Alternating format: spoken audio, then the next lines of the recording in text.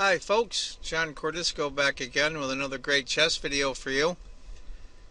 I found this game online. I remember watching the tournament last year. This is from the London Chess Classic. This is from 2012. Any of you that want to see any of the videos of all the rounds, they have them all. Just go to londonchessclassic.com and you can find all the rounds and all the videos. It's a great tournament, great tournament. They have it every year. This is a great game.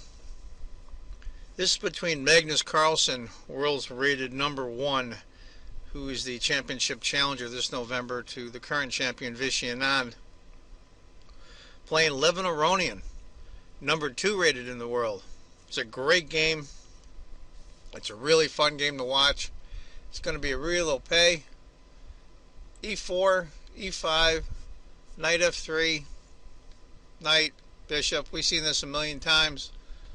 A6, bishop A4, knight F6, D3, B5, bishop moves, bishop C5. Pretty much standard stuff. Knight C3, castles, knight D5. Now, I should probably play this when I play the real opay. I kind of like it actually. What's happening is white's challenging black's knight on F6 here, and it's tough because if black doesn't take, this bishop's going to come to G5 and pin the knight. It's going to cause all kinds of havoc. So in the dark squared bishop, if it comes back, he just takes it and he wins what I call the minor exchange. So there's already stuff going on already. So knight has to take, bishop takes, rook b8, castles, knight e7, challenging the bishop, knight takes the pawn. Now, Aronian, of course, is a world-class elite player. That's basically just a free pawn. We're going to see how that works out because it's going to be kind of a weird double pawns in the center. And white can't really support it once he takes by going here because this pawn will take. So we're going to have to see how this goes. Knight takes, e takes. Granted, black does have the bishop pair. Rook to e8, get your pieces developed.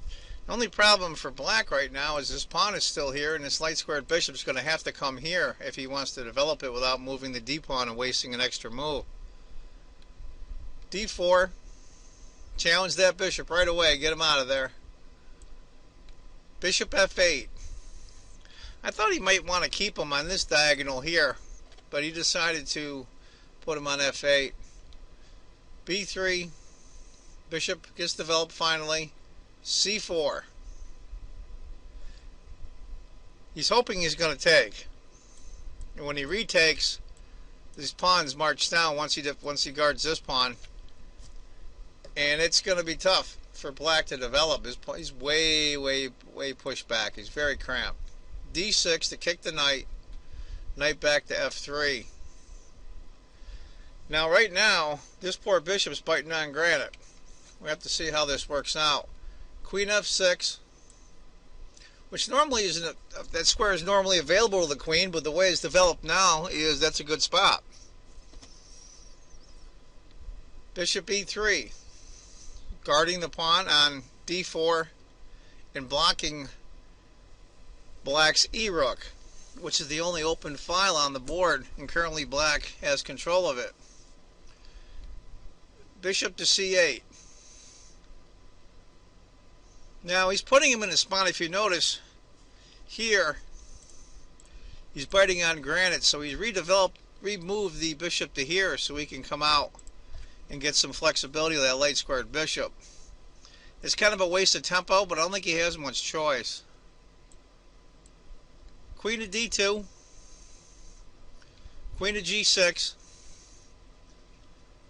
king to h1, h6. He's kind of eyeballing that square. White doesn't put any pieces on in the future. Rook a to c1, bishop e7. Now he's getting the dark square bishop developed. As you can see, white's going to want to move his rook to e1 Knight to g1. That's a mystery to me. Whatever is worth department, the computer calls for c takes b, or rook f to e1, which he should have done. He moved knight to g1. And in fact, it was funny later. Carlsen didn't really have a very good explanation why he did that. After that peculiar looking move, knight to g1, bishop g5. That's a really good move. That's a very strong bishop for white. And technically, this is black's bad bishop. This is central pawns, or at least this pawn chain over in the middle is on dark squares. So he's going to have to trade. And queen takes. He offers to trade of queens. Now, white doesn't take it. He goes rook f to d1. Whatever it's worth department, black must fare somewhat better because he's a pawn down, and the computer only shows less than a pawn advantage for white. So black must be somewhat okay. B takes, B takes. If queen had taken, then h takes, and then rook takes. And what's going to happen is that light squared bishop for black is going to come to b7 and challenge that pawn. And I really can't see how white's going to defend that pawn. He doesn't have a light squared bishop, and the knight can't do it, and there's no pawns because they're isolated. That might have been a better way to go. Queen takes, rook takes, a5. Just trying to get some space. Maybe he wants to play on his rook here, and he needs a pawn to guard it. Later he'll move the bishop out and bring this other rook over is an idea. h3. Rook to b4. Knight f3. Bishop f5. I'll tell you the truth, black's down a pawn, but it seems much easier to play black's position, or maybe it's just me. Because now you're looking at maybe bishop here. There's a lot going on that you really can't see. c5. Now, of course, if black takes, d takes, which undoubles the pawns, and now there's rooks behind both pawns. So there's no way black can take. King to f8. Same deal. If white takes, which he should have taken, black takes, and then rook goes to c6, attacking that pawn, and all heck breaks loose after that. Knight to h2. That's the problem. There's no place for that knight really to go that's worth anything. I mean, he can go here, but what's he going to do after that? His bishop comes back to here, and that bishop is just shutting down that knight. What's he going to do? So he goes knight to h2, rook e to b8, knight to g4. And of course, white wants black to take that knight so he can take it back, and he solves a lot of his problems. Rook to b1. Rook takes, check, king to h2, a4. Interesting might have been instead bishop takes, h takes, a4. And you're looking at maybe the rook coming up later to b2 to challenge that pawn. Right now, white is up a full pawn, and the computer gives it an even score. So black's done well to get to here. After a4, knight to e3, bishop backs up. Now the king comes up. As we know, the king is a powerful piece in the endgame. Rook to b4. This is a really strange ending. Mostly, I think, because of this box of pawns here. And we have an imbalance with the knight versus the bishop. This is going to be interesting. King to f3. King to e7. Now, I will have to say, at the beginning I said this is a really, really good game, and it is. It seems somewhat common right now, but I'll tell you the truth, the position gets very interesting. King to e2. He's trying to come up to bring the king to guard this pawn, so this rook here can get released from guarding it. But unfortunately, this bishop's holding a lot of key squares right now, so we're going to see how that works out. king to d7, f3, stopping the bishop from going there to attack the pawn on d5. It really secures that e4 square pretty good for white. Rook to b5, knight to d1. Now I don't know why black didn't take. The computer calls for d takes c5, and I agree. D takes, pawn takes, rook takes. And I think black is fine after that. But he went rook to b4 instead. Maybe he was just afraid at the end when the rook took this pawn that this knight would come here. And he'd be hard pressed to protect that pawn. If d had taken, knight to c3, rook to b4, d takes. And look at that rook. He owns that file to be sure, but big deal. Where can he go? There's really very few squares he can go. The only squares he can go are here, are the squares that are lit up. It's basically worthless. After rook to b4,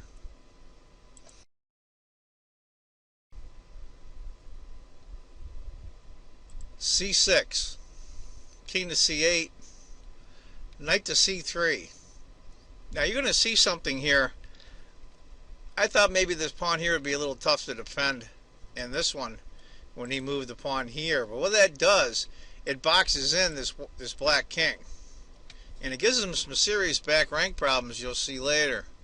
f6. I mean, what else can he really do? King to e3. Rook to c4. Knight to e2.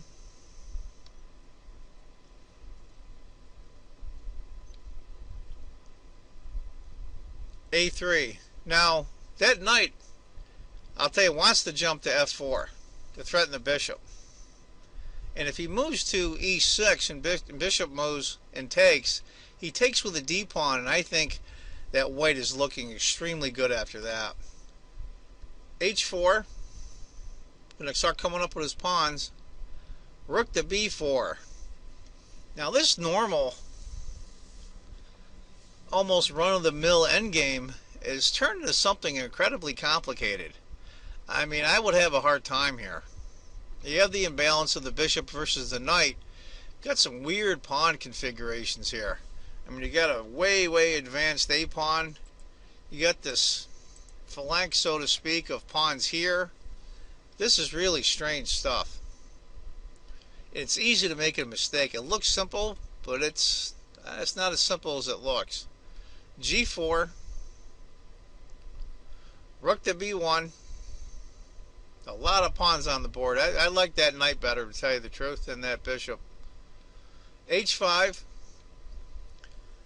Now, you see that the white controls the h7 c2 diagonal, but black's going to come around with his bishop to g8, and he's going to be hard pressed again to guard that pawn. That's the problem with double pawns. There's no pawn to guard it. f4, f5. I think if maybe a bishop here, then f5. Well, it was quite an advantage for white, but I'll tell you the truth, that's not going to be easy to play. But as you can see why the bishop can't take this currently. This knight will come here. And if rook checks, king just comes here and black loses a piece. After f5, g5. Finally you get a break in the pawns here. We're going to see how that works out. Black just leaves it. Rook to h1. He's going after the h-pawn. Now, interesting might have been king to d8 because he's got some back rank problems. Once these files open up, black's in a world of hurt because he can't get out. Because the c-pawn is guarding these two squares. After rook to h1, knight to g3.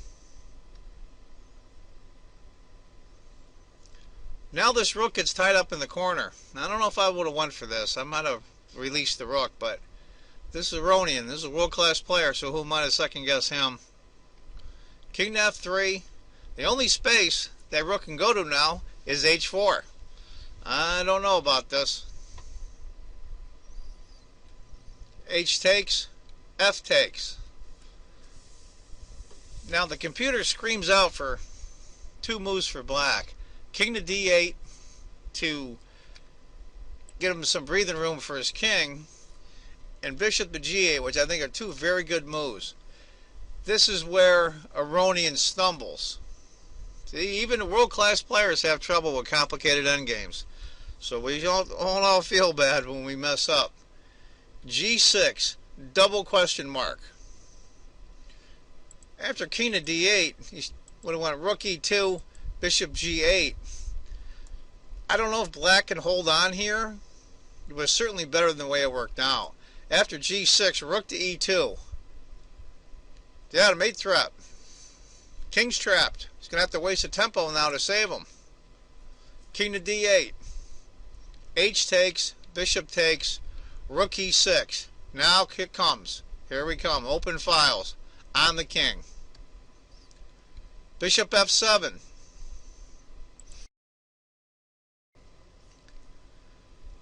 If he had not gone f7, bishop to h5 check, king to f4, rook to h4 check, king takes, bishop checks, king to f6, and it's overwhelming advantage for white. I mean, just look at the position here. If black takes the rook, pawn takes, and you got two passed pawns coming down the chute with a king to help, and this knight coming up too. Black is doomed. After bishop f7, he just leaves it, of course, and goes g6. Can't take it because the rook will take, and if he takes the rook, pawn takes, and black's in a world of trouble.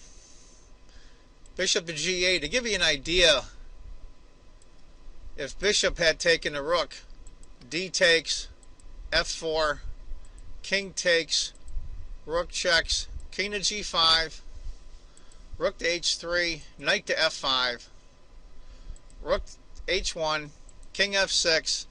Now the pawn just sails. There's nothing black can do about it. King to c8, g7, rook to g1, e7, king to b8, queen. You get the general idea. I won't go through the rest of it. After bishop to g8, g7. What's black going to do here? Basically, he's doomed. So he tries. f4, king takes, rook. Now he's going to go after this pawn. He's figuring he has time to take that pawn, and this pawn can come in. We'll have to see how it works out. Knight to f5, rook takes, rook to f6.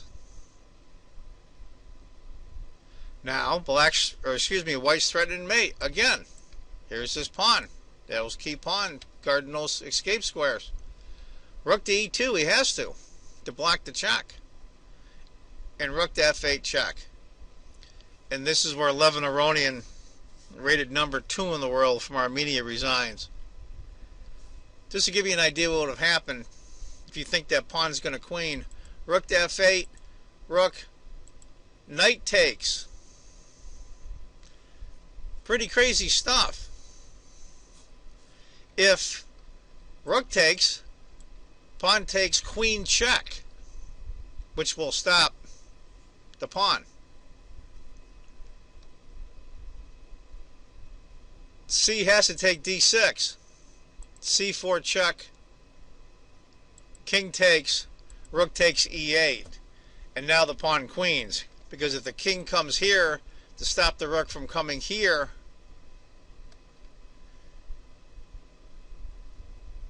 this rook just comes down. And you get the king coming up. Black is doomed. Anyway, folks, that's the game. I hope you enjoyed it. Number 1 and number 2 in the world. You don't see that very much if there's a decisive ending. Usually it's a very hard-fought game and ends up in a draw. But Magnus pulled this one out. Well, those weird double pawns he had in the center held up.